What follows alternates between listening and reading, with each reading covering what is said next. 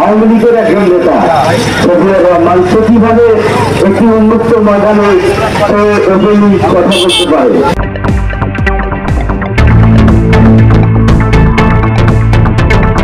আমার স্বামীকে হত্যা করা হয়েছে।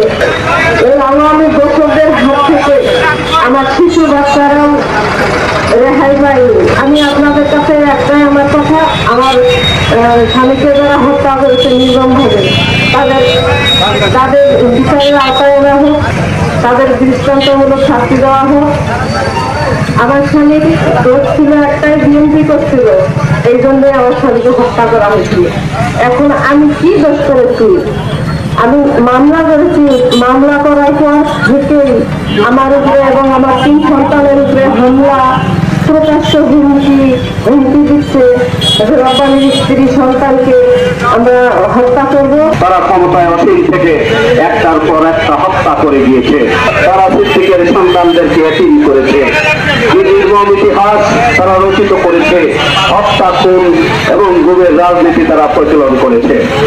এটি তখনই হয়েছে, আপনারা জানবেন, নীলফামারীতে 1996 সালে যখন ওই নাট্যকার, ওই খণ্ড আসাদুজ্জামান নূর যখন নীলফামারীতে রাজনীতিতে পদার্পণ করেছে, তখন থেকে নীলফামারীর রাজনৈতিক অঙ্গন উত্তোলিত হয়েছে এবং বিভিন্ন সংঘাতময় পরিস্থিতির সৃষ্টি হয়েছে।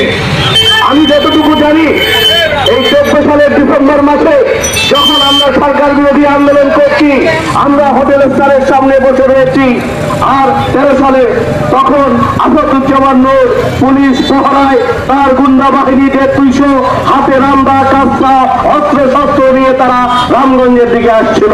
তখন সেই সময় পুলিশের দায়িত্বে ছিল বাবুল আক্তার। বাবুল আক্তার তাকে নিবৃত করার চেষ্টা করেছে, তার হাত পা ধরেছে, স্যার ওদিক দিয়ে যাবেন না, ওদিক দিয়ে তার অবস্থা খুব খারাপ, ওদিক গেলে একটা সংঘাত হয়, পরিস্থিতির সৃষ্টি হবে, আপনি ওদিকে যাবেন না স্যার। কিন্তু সেই নাট্যকার আসাদুজ্জামান নূর সে বাবুল আক্তারের কথা শোনে নাই। সেই ইচ্ছাকৃত ভাবে একটা নাটক করার জন্য, রাজনীতি করার জন্য এই পথে এসে রপ্তানির বাড়িতে ঢিল দিয়ে আক্রমণ করার পর এই পরিস্থিতির উদ্ভব হয়েছে। সাধারণ জনগণ মাইকের মাধ্যমে ঘোষণা করে তারা যা যেভাবে আছে তারা তাদের সঙ্গে যুদ্ধে অবতীর্ণ হয়েছে। ঠিক সেই সময় 2 জন মারা গিয়েছে। ফরাদ এবং মুরাদ কিভাবে মারা গিয়েছে আমরা তার ইতিহাস জানি না। কিন্তু রব্বানীর কি দোষ ছিল? রব্বানীর কি দোষ ছিল? হ্যাঁ, রব্বানীর দোষ ছিল একটাই, সে বিএনপি করে। আতিকুলের কি দোষ ছিল? তার দোষ ছিল সে ছাত্রদল করে। মুহিবুল কি দোষ ছিল? সেও বিএনপি করে। সিদ্দিকের কি দোষ ছিল? সেও বিএনপি করে। আজকে যদি কোনো ঘটনায় তারা জড়িত থাকে তাদেরকে বিচারের আওতায় আনতে পারত, তাদেরকে ধরে নিয়ে জেলে রাখতে পারত। কিন্তু খুনি হাসিনার ফ্যাসিবাদী সরকারের অন্যতম নাট্যকার আসাদুজ্জামান নূর প্রশাসনকে দিয়ে ঠান্ডা মাথায় তাদেরকে হত্যা করে পলাশ বাড়িতে সব করে বিভিন্ন জায়গায় তার লাশ ফেলে রেখেছে। ওবায়দুল কাদের দেশে আছে, ওবায়দুল কাদের দেশে নাই।